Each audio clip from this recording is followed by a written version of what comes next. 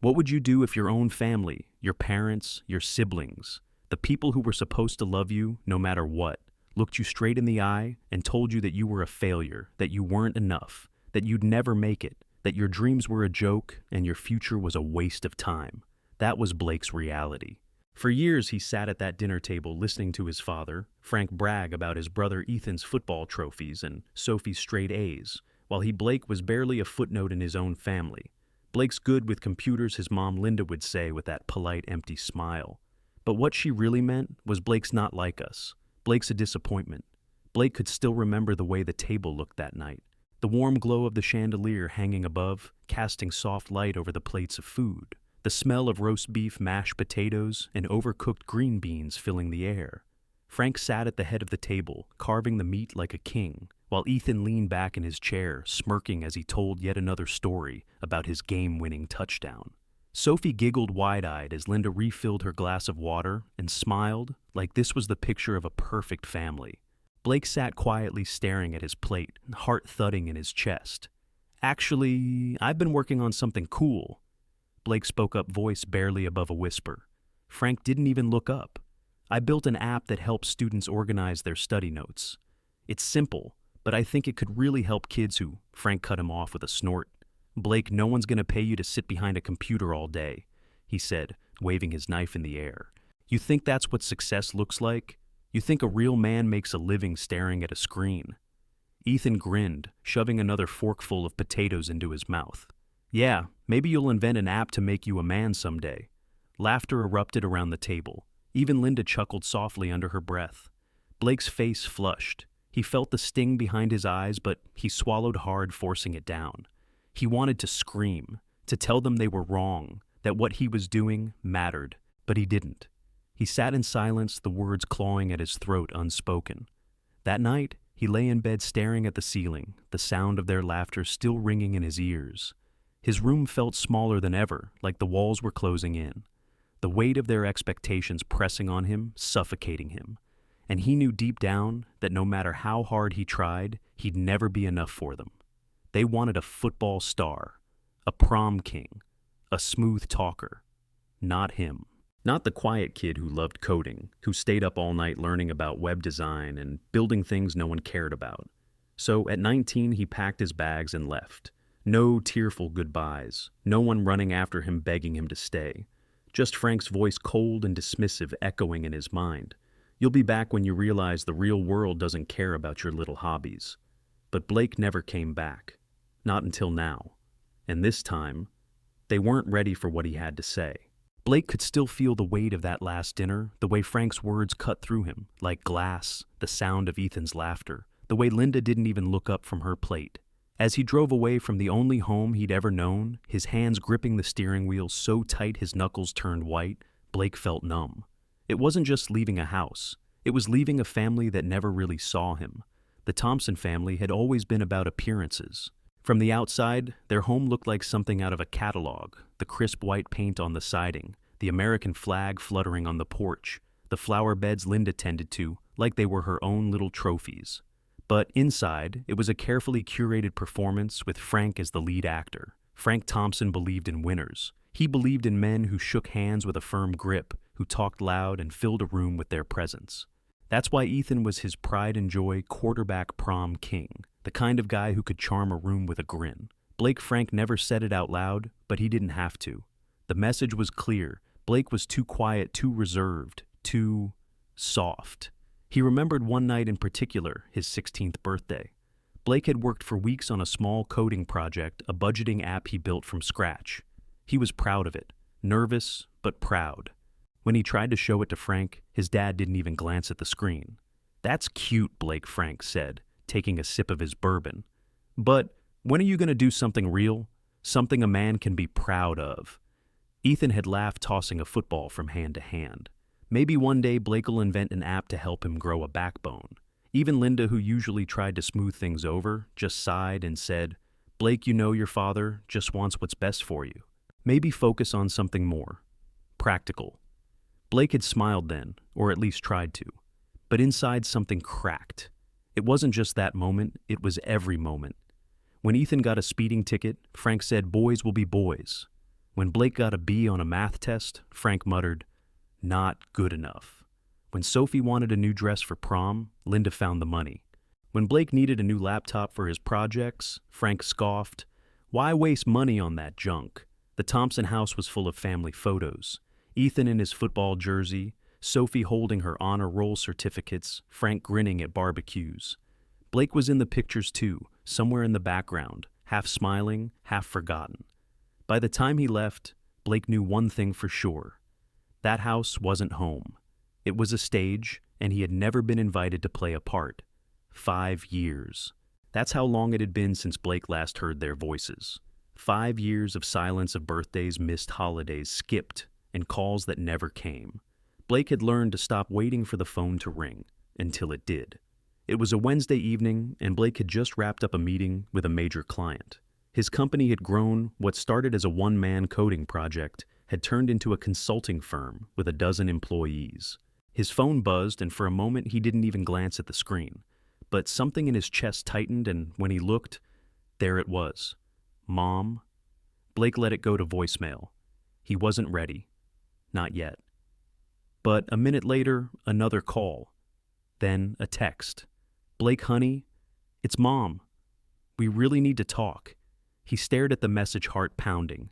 Then another text popped up, this time from Ethan. "Yo, man, can you call Dad? He's stressed out. Business stuff. We could use your help." Blake's hands trembled, not with nerves, but with a strange mix of anger and disbelief.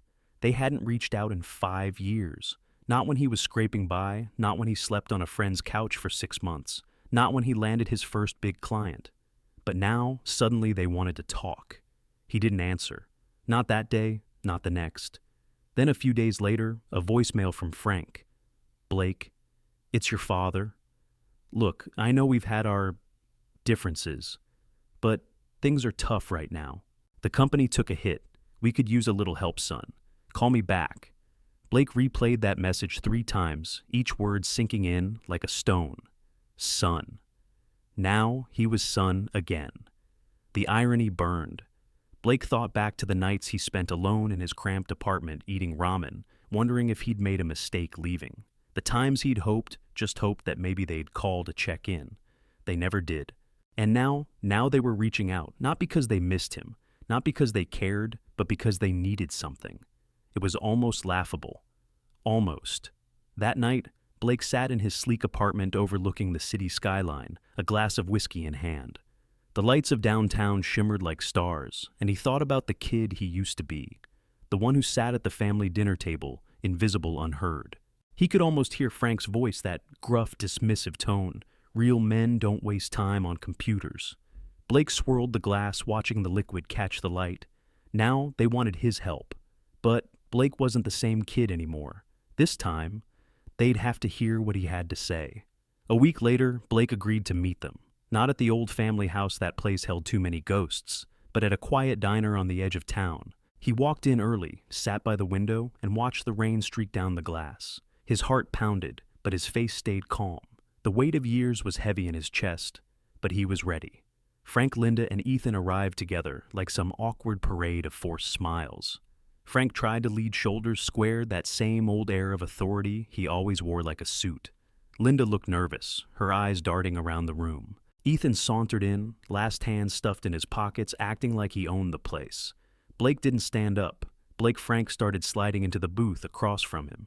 "Good to see you, son. You look, well." Blake's eyes stayed cold. Frank cleared his throat. "Listen, we've hit a bit of a rough patch. The business, well, the market's down, you know how it is. And Ethan's looking for new opportunities, and Sophie's tuition, it's just a lot all at once." Blake leaned back, arms crossed. "So, you're here because you want money?" Linda's face flushed. No, of course not. We just thought we'd reconnect. It's been so long." Blake stared at them, and the weight of their words over the years came crashing back. He reached into his bag and pulled out a folder. Slowly, deliberately, he laid it on the table and flipped it open. Emails, texts, screenshots, years of them. Frank's email to a family friend. Blake's always been a dreamer, never had the guts to do anything real. "I'm just glad we have Ethan to carry the family name." Ethan's tweet. Some people just aren't cut out for success. Not everyone's meant to win, I guess. Linda's message in a group chat. It breaks my heart, but Blake's just not like the rest of us. I hope he finds his way, but we can't hold him back. Blake's voice was low, steady, but his words hit like hammers. You didn't just ignore me. You tore me down when I wasn't there to hear it. You told everyone I'd never make it. Frank's face darkened. Blake, that's not fair. We were just venting. Families talk. Blake leaned in, his voice razor sharp. No, Dad. Families lift each other up. They don't write you off like a bad investment. You didn't believe in me. You laughed at me. And now you want my help. Ethan's smirk faltered. He opened his mouth, but Blake cut him off. You called me weak, a failure, a loser. And now that I'm successful, you act like none of that happened. Like we're just family. The air felt thick, heavy, like the rain pressing against the diner windows. Linda's voice cracked, barely a whisper. Blake, we didn't mean to hurt you. We were just stressed. Blake shook his head slowly, a bitter smile curling at the corner of his mouth. You weren't stressed. You were cruel. And now you're here because you need me. Well, let me be clear. I'm not the quiet kid you used to dismiss. I'm the man who built something you never believed I could. And I don't owe you a damn thing. For the first time in his life, Blake watched as Frank sat back stunned into silence.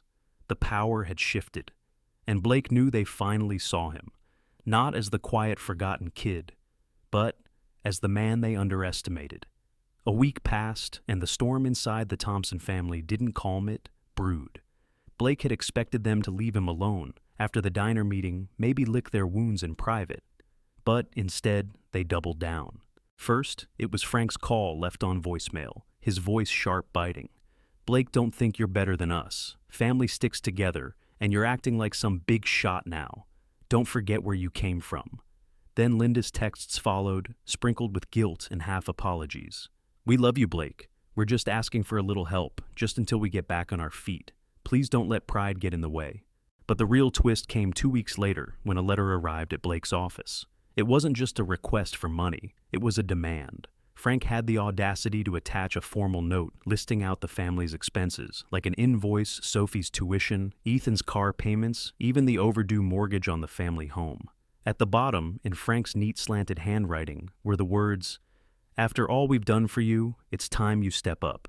Blake stared at the paper, his hands trembling, not with fear, but with fury. He remembered the nights he went to bed, hungry in that tiny apartment, eating dollar ramen, the lights turned off to save electricity. Where were they then? He remembered Frank's words ringing in his ears. Real men don't waste time on computers. You'll be back when you realize the world doesn't care about your little hobbies. Well, guess what? Blake had built something the world did care about. And now that world, their world, was crumbling. Blake picked up the phone and called his lawyer. Buy it, he said. His voice cold, calculated. Buy what his lawyer asked. The Thompson house. Their mortgage. Everything they think they own. It wasn't revenge. It wasn't pettiness. It was clarity. Blake had the resources, the means, and the right. A week later, Frank received the notice. Linda called Blake in a panic, her voice shaking. Blake, they're saying the mortgage was bought out by you. Is this true? Blake's voice was calm, measured almost too quiet. Yeah, Mom, it's true. You told me I'd never amount to anything. You told everyone I was a failure. Now I own the roof over your heads. Frank got on the phone, then his voice full of venom. You think this makes you a man? You think money changes who you are? Blake's reply was slow, deliberate. No, Dad. Choices make you a man. And this is mine. There was silence on the other end, thick and suffocating. Blake could almost hear Frank's pride cracking under the weight of it. For years, Blake had been the invisible son, the disappointment. Now the tables had turned, and the family that once dismissed him, they were about to learn what it felt like to be the ones left behind. The eviction notice was delivered on a cold, gray morning. Frank stormed into the living room, the paper crumpled in his fist. His face was flushed, his hands shaking, not with cold, but with rage. Linda trailed behind him, pale and wide-eyed, while Ethan slouched on the couch, scrolling on his phone, oblivious. Blake did this, Frank bellowed, slamming the paper onto the coffee table. That ungrateful little he thinks he can just buy us out of our own damn house. Linda's voice was barely a whisper. Frank, please. There must be some mistake. Frank whirled on her. There's no mistake. It's him. He's trying to humiliate us. Across town, Blake sat in his sleek office staring out at the skyline. The sun was breaking through the clouds, casting long rays across the glass buildings. His assistant knocked and poked her head in. "Your family? They're here." Blake took a deep breath, steadying himself. "Send them in." Frank burst into the room like a storm, his voice booming before the door even closed. "Blake, what the hell is this? You think you can just, what, kick us out? Humiliate us?" Blake leaned back in his chair, folding his hands calmly. His voice was cold even. "No, Dad. I'm not trying to humiliate you. I'm showing you the consequences of your actions." Ethan scoffed from the doorway, arms crossed. "This is low even for you, Blake. We're family." Blake's eyes locked onto his brother, his voice sharp as a blade. "Family. Where was family when I was broke, starving, and you all laughed at my dreams? Where was family when I begged for support and you told me I was wasting my time?" Frank's voice cracked, caught between anger and desperation. "You wouldn't have made it without us. We raised you, fed you, put a roof over your head." Blake's voice dropped to a deadly quiet. "No, you tolerated me. You ridiculed me. And now that you need something, you want to pretend that never happened." Frank's fists clenched. "You're punishing us for the past. That's not what a man does, Blake." Blake stood up, towering over his father for the first time in his life. His voice was steady, cold, final. "No, Dad. This isn't punishment. This is me, no longer playing by your rules." He turned to Linda, his voice softening just a fraction. "Mom, I wanted your love, your support. But you stayed silent while they tore me down. You watched, and you did nothing." Tears welled up in Linda's eyes, but Blake held firm. "I'm not your ATM. I'm not your backup plan. I'm not your failure anymore." Frank's face twisted with fury. "You'll regret this. One day you'll see you're nothing without family." Blake's voice was ice. "No, Dad. I'm nothing because of this family. And I'm finally done." For a long moment, no one spoke. The weight of the truth hung heavy in the room. Then Blake turned away, his voice final. "You have 60 days. Pay the rent or leave." Frank stormed out, muttering curses under his breath. Linda lingered for a moment, tears spilling silently, but she followed. Blake stood alone in his office, breathing deeply. For the first time in his life, he wasn't the kid they dismissed. He was the man they could never control. The Thompson family's fall from grace wasn't sudden. It was a slow, agonizing unraveling. It started with the house. After Blake refused to bail them out, the eviction process moved forward like an unstoppable tide. Frank fought it at first, filing papers, calling old contacts, begging for a loan, but no one wanted to help a man who had burned every bridge he ever crossed. Linda tried to reason with the bank, even with tears streaming down her face, but the numbers didn't care about her sorrow. And Ethan, he bounced from job to job, getting fired for showing up late, for mouthing off to managers, for thinking his charm was enough. The day the movers showed up was cold and gray, the kind of day where the sky feels like a lid pressed down on your chest. Frank paced the front yard like a caged animal, barking orders, trying to keep control, as strangers boxed up their lives. Linda sat on the porch steps, her hands covering her face, shoulders shaking with silent sobs. Ethan threw a fit when the movers took his gaming console. "This is bullshit," he yelled, kicking a box. "We're not charity cases." Blake watched it all unfold from a distance. He wasn't there in person, but his lawyer was overseeing the process. It wasn't about revenge anymore. It was about closure. That night in their cramped new apartment across town, Frank sat in the dark, staring at nothing. The man who once commanded every room now looked small, his shoulders slumped, his hands trembling. Linda tried to keep the family together, cooking cheap meals on a stove that barely worked, but her smile was a ghost of what it used to be. She would glance at old family photos, Ethan in his football jersey, Sophie at her prom, and her eyes would fill with tears. Ethan, bitter and restless, started drinking more. One night, after a few too many beers, he slurred to Frank. "It's all your fault, Dad. You made us think we were better than we were. And now look at us." Frank snapped, slamming his fist on the table. "Don't you dare talk to me like that. I did everything for this family."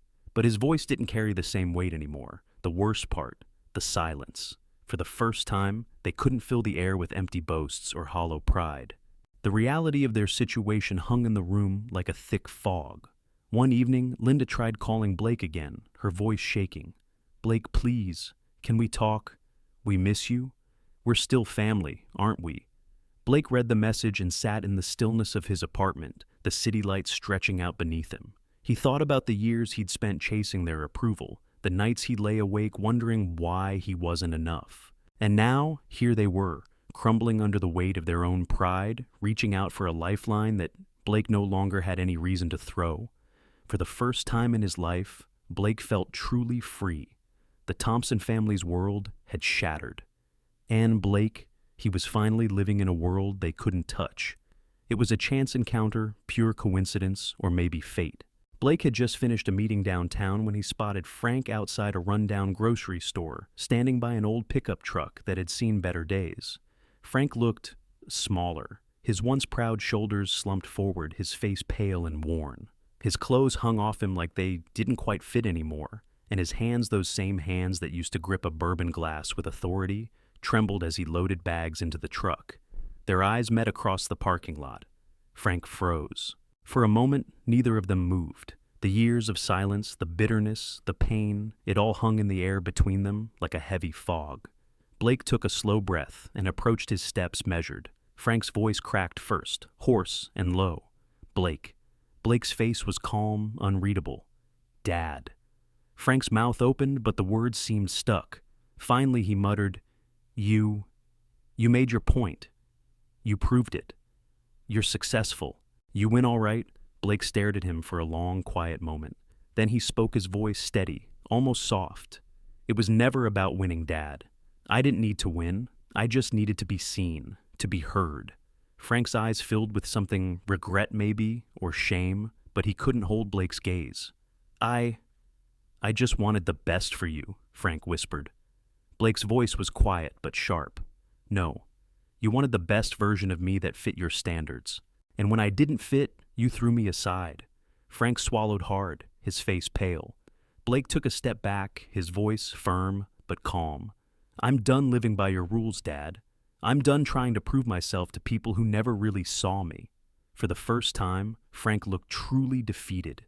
He nodded almost imperceptibly, his shoulders sagging. Blake turned and walked away, the weight of years finally lifting off his chest. This wasn't about revenge anymore. It was about closure. Blake had finally broken free from the shadow of the man who had tried to define him, and he wasn't looking back. That night, Blake sat alone in his apartment, watching the city lights shimmer below. The weight he'd carried for years, of never being enough, of never being seen, felt like it had finally lifted. He poured himself a glass of whiskey, the amber liquid catching the soft glow of the lamp. For the first time in years, it didn't taste like escape. It tasted like freedom. Blake thought back to the boy he used to be, the one who stayed up late coding in the garage, the one who longed for a simple, "I'm proud of you." He felt a pang for that kid, for the years he'd wasted trying to fit into a mold that was never meant for him. But he also knew he wasn't that kid anymore. Blake had built his own life, his own success on his terms, and he wasn't going to let anyone take that from him. Not Frank, not Ethan, not the family who had tried to clip his wings before he even had the chance to fly. He didn't owe them anything, not his money, not his time, not his guilt.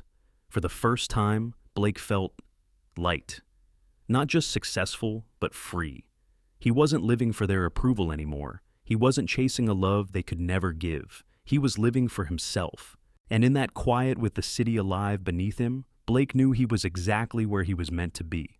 Blake's story isn't just about family. It's about survival. It's about breaking free from the chains of expectations and finding your own path no matter who tries to hold you back. Because the truth is, sometimes family doesn't mean love. Sometimes family means control. And the hardest thing you'll ever do is choose yourself over the people who taught you to doubt your worth. Blake chose himself. He walked away from the people who only valued him when they could use him. He let go of the need to prove anything. And in doing so, he found a peace that no amount of approval could ever give. So, if you've ever been told you're not enough, if you've ever sat at a table where no one heard you, if you've ever been the outsider in your own family, just know you're not alone, and you are more than enough. Don't wait for their validation. Don't waste your life trying to earn love that comes with strings attached. Build your own table, and when they come knocking, remember, Your worth isn't measured by how much they need you. It's measured by how much you believe in yourself. Let me know in the comments, have you ever had to walk away from family to find your own freedom? I'd love to hear your story. If this story resonated with you, hit the like button, subscribe for more powerful stories, and share this with someone who needs to hear it today. Thanks for watching, and remember, your story matters.